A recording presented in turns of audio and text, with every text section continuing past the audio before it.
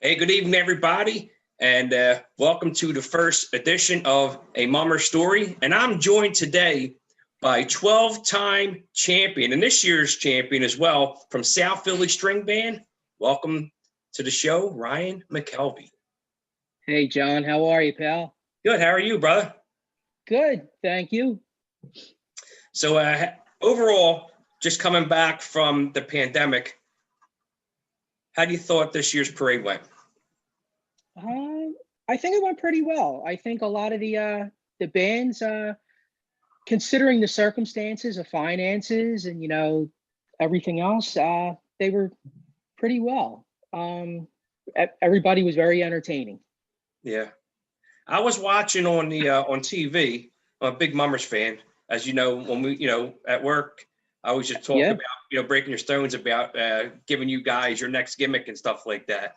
But on TV, it looked like there really wasn't that many people in the stands. Is that the way it was, or just maybe some camera views? Was it packed? At City Hall, I should say. The front view, it was pretty packed, but it's hard to pack the seats on the sides because your view's obstructed. Right. Well, let's start way back, right? I know Mummers is usually like a family tradition thing, for the most part. What year did you start, or how old were you when you started with the Mummers? I was 5 years old. My first parade was with the Golden Sunrise New Year's Association. They're part of the fancy division. They're no longer currently in existence. And then from there, 1989 was my first year as a junior marshal for Quaker City String Band. And then I took my test shortly thereafter. And then 1994 was my first year in costume with Quaker City. Okay. And I was with them all the way up until 2016, when in July of 2016, I left there and joined friends of mine over at the South Philadelphia String Band, and have been there ever since. So who introduced you to the Mummers? Was it a dad? Was it an uncle, a cousin? How did you get introduced? So years ago, my grandfather was a member of the Durning String Band. So it was in the blood. He was an accordion player. His son was a member of Quaker City. My cousin is a member of Quaker City String Band. So it was pretty much a family tradition. My father also joined Quaker City when I joined. So we were members together for the same amount of time. So I don't even think and I haven't heard that name in a long time. I remember it, but Durning String Band, I don't even, they're not even around anymore, correct? They are still around. Are they really? Yeah. Oh, wow. Yeah. So when you what was your first year when you were in costume and you were playing an instrument? What year was that? 1994. 1994. So let me ask you a question. From 1994 to present, has the Mummers Parade changed? And if it did, has it gotten better, worse, or has it stayed the same? I think it has gotten better. The shows have become more elaborate, bigger wow factors. It seems like we're in a generation of everybody wants to be overexcited with things. The big finale prop, the smoke, the confetti, everything is over the top. So I really think these shows have become better than they were in years past. And I agree. One thing I do like, which I know this year was kind of tough coming back from a pandemic, I always remember watching the Mummers on TV. And when the sun started coming down, or actually when the string bands took place, I remember it being dark and the lights just beamed down on the if you want to call it center stage, City Hall. And I mean the your guys, how you had the glitter and the reflectors. It just made, to me, it just, like you said, flashy, and it just made the Mummers all the more better. Now, do you think that would, like, the wow factor's there? It's there, still there. But this year, if you watched it later on tape, do you think that wow factor, the nighttime and you know, shining, like the uniform shining off the lights and stuff like that, you think that was missed? Absolutely. We missed going at night. Years ago, if you recall, there were a lot more participants in the parade. A lot of organizations since then have, you know, disbanded, merged. So the parade has become smaller. So we do miss the factor of the lights. We always hope for a couple hour delay, which forces our division to go later and possibly be under the lights. Years ago, we definitely did design our shows for nighttime, picking, you know, certain materials, adding mirrors and such, you know, hoping that we would, you know, create that, you know, wow factor in a costume. So out of all the years, and well, it's kind of tough. I don't want to put you on the spot so much, but I mean, because every organization that you've been with have been incredible. So I have to ask the question. Quaker City was an amazing string band. South Philly, obviously, just over the years past. I mean, just look at who's won every year. What? How can I put it good? Where did you see you fit in better with Quaker City, South Philly String Band? What organization did you like better? So it's kind of putting you in a tough spot because you're in South Philly, but both have different pros and cons. But I feel that I am better suited with the South Philadelphia String Band. They're still up and coming. They're growing. It doesn't show in the prizes because we're there. Yeah. But we're not as deep in the history as Quaker City is or Fralinger is. Yeah. I mean, we just celebrated our 75th anniversary last year. So, but a Quaker City or a Fralinger is a lot deeper in musicians and participants than South Philly is. Yeah. So watching the Mummers Parade this year, one of the questions that I seen or answers that I seen a lot of the captains respond to was they were saying it wasn't so much about winning, that it was more about just getting back out there for the fans. But winning is important, right? I mean, just watching on Facebook, you guys waiting to hear from your captain or your representative what place you guys came in and seeing that you guys won again. You guys won ape shit. So yes. So yeah, the pandemic wasn't there, or pandemic caused you guys not to have it this year. So just based off of some of these answers that these guys were saying, that, you know, it's not about winning, it's just about performing. Is it about winning? It's a loaded question. It is. It is. For me, it is about winning. Yeah. It's why I do it. Competition drives an organization like South Philadelphia String Band. We put together our show this year in 18 weeks. From the time we found out officially that the parade was a go, we picked a theme. The whole process normally takes literally 365. So to put together what we did in 18 weeks is a huge accomplishment. And that's why you saw the uproar in the organization when we won, because to do something like that is really unheard of. What do you think most string bands lack that South Philadelphia String Band doesn't? Creativity.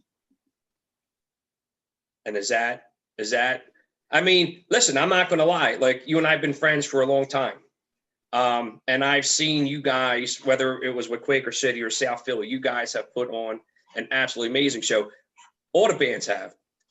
But like you said, what separates you guys apart is the creativity. Yo, guy, kudos for this year. Like, you guys truly were the best this year. I mean, the props, the LEDs, like with a simple motorcycle helmet. Am I correct? Was that a motorcycle helmet that the guy had on? It was. I mean, it's just absolutely amazing. It's absolutely amazing.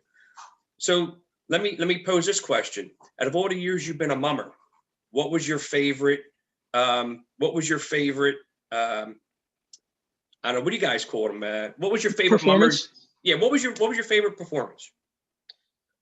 All So time. all time. Yeah.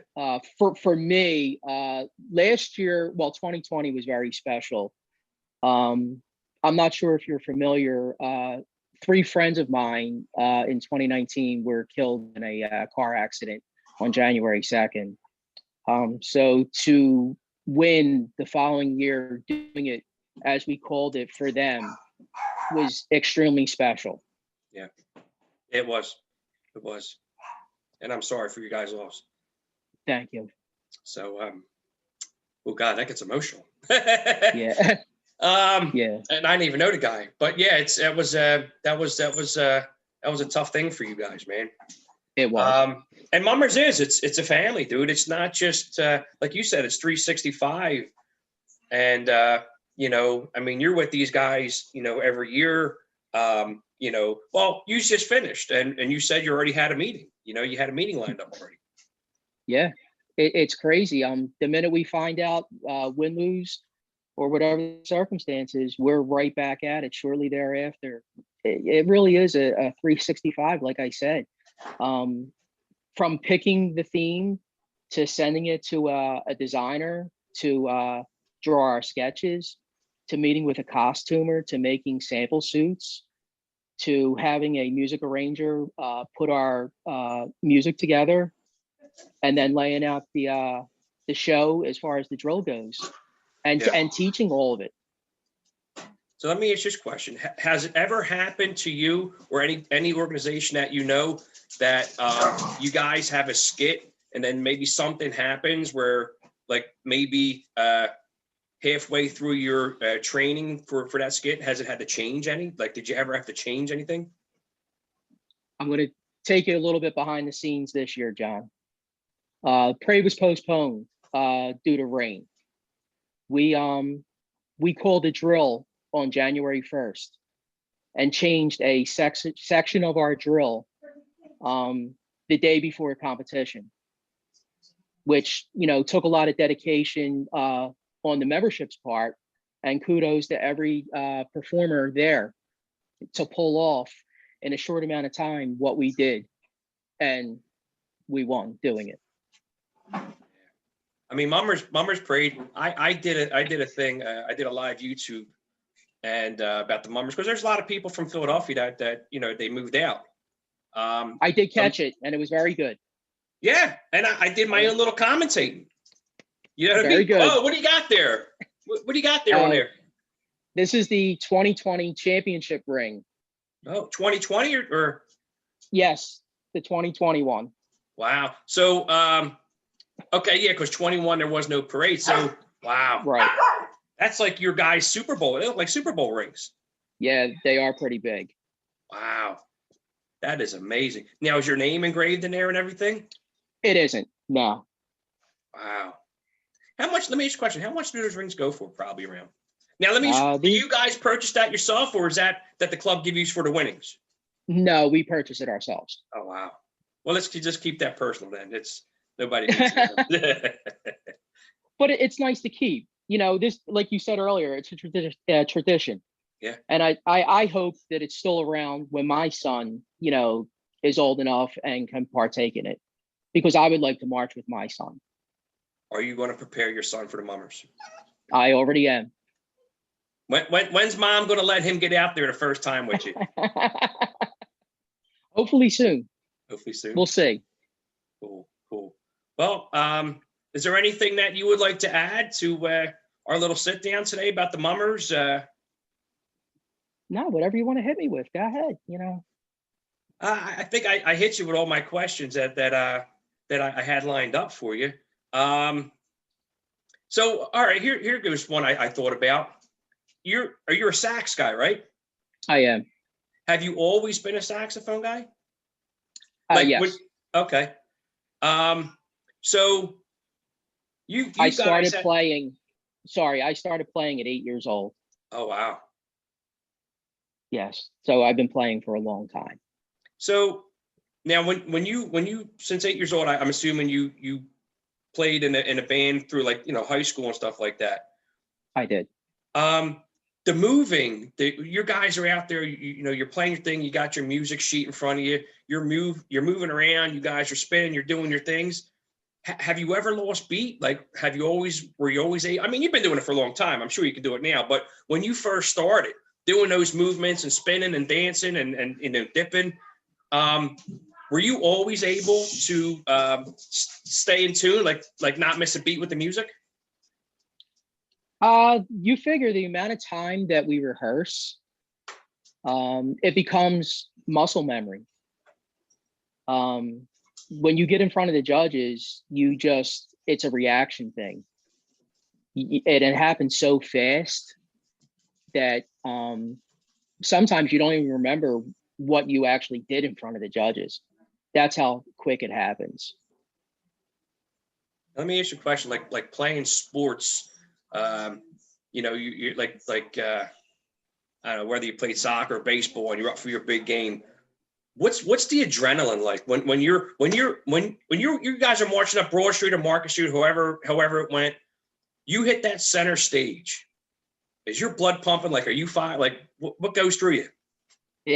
It's really an exciting feeling, because all eyes are on you, especially when you're defending champs. Everybody is gunning for you. Right. And you want to make sure that your performance is the best out of all of them. Let me ask you this question. Broad Street or Market Street? Which would you prefer? Broad Street. Why? It's a South Philly thing. It's not really a Center City thing, in my opinion. But I mean, we all know times have changed, and the crowds, really have gotten thin. Now, City Hall has been the center stage for the main performance of all time. I started improvising my own thoughts. What if it was to go down Frankfurt Avenue, right? Here we go. And then have the main, now all my people that are going to watch this, I'm sure all my Northeast people will agree with me. What if center stage was the next best thing? Frankfurt and Cottman. Could it work? Never know. I mean, I'm not going to say Kensington Ave. Or Front Street, you know what I mean? You never know. Yeah. Well, Ryan, I'm not going to take up too much of your time. I know you have your family there. You got to get the little guy to bed. I want to take the time to thank you. I want to take the time to thank Mrs. McKelvie and your son for allowing you to have some time with me today for my first edition of A Mummer Story. So I'm sure pass this on to all your guys' mummers, your friends, and from all the bands that you know. The next one up, just tell them to hit me up, send me an inbox or something like that, and we'll do. I think this is going to be a really good series, man. I do too, and you do a really nice job, John. I try. I'm just giving back, I guess. I hear you. We need to get your likes up. I know we need to get the likes and up. Your followers. Ryan, tell everybody, will you please, right now while I have you on, give me a shout out, Ryan Mckelvie from South Philly String Band, and tell people what they need to do for me. Everybody needs to go onto YouTube and like John Levy's YouTube page and follow it, because he is one of the best. I'm top notch, dude, right? Absolutely. I mean, the theme you suggested to me years ago still runs through my head. Am I right or wrong? Don't tell nobody, because somebody might use it against you. I'm not, but it always runs through my head. And then if they win, you're gonna wind up hitting me or something like that. All right, brother. Well, again, thank you for your time, and thank you, John. Hopefully we see each other soon. Hopefully. All right, brother. You have a good night. Take care. You too.